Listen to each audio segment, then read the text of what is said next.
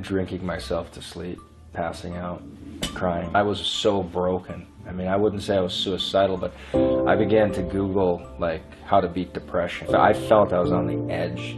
I was right on the edge of tipping over and just losing it. I could have given up. I probably should have at many points. There was no reason to believe otherwise. You know, so I could look at that and said, you know, I'm a loser, I'm a tool, I'm going to quit. Or I'm just going to figure it out. I'm just going to be a honey badger over this thing and not give a crap, and I'm going to figure it out. You've got to believe things. And even one of my mentors, one of my first mentors, I said, I want to make $500,000 in this industry. And, you know, he said, Mark, I've been around it for 8 years. People make like 60 to 80,000. That's just what people do here. You know, you hear about the 500,000, but I ain't ever seen it. That's what he said. I said, I want to do it, though. I want to do it. So you can, they talk about Steve Jobs doing reality distortion, and you have to distort reality. You do. You have to see what others can't see. You have to do things others can't see. You have to deal with the ridicule and the belittling and the blasphemies at you and mocking and the jokes.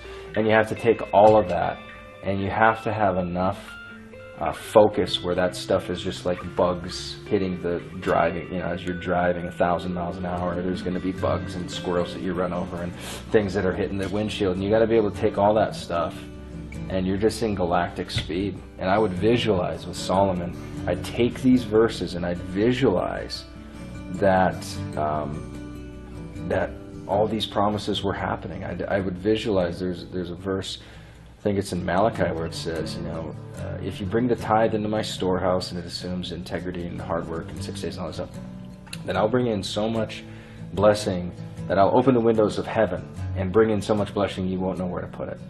And it's this idea, and literally I would visualize all this wealth coming into my account, and literally at the federal government had a limit. I think it was a $100,000 limit on how much you could put in a bank account, and we maxed that frickin' bank account out, and I literally had to go find another bank account to put money in. I mean, it was the manifestation. I saw these things happening, but I believed in them way before I had any real reason to. So faith is the evidence of things not seen. That's what living in faith is. And on earth, you know, you've got to put your faith into tangible manifestations, things and people and institutions and realities that are touchable. You know, visceral things. Like, I would imagine that my clients would see me at a live event and throw their hands around me and hug me and cry and tell me how much they changed my life. Now, every week, there are clients that have tearful stories of how my story and my impact and this and that has changed their lives. I mean, it's incredible. But I saw it all before there was any reason to believe it. Really. Really.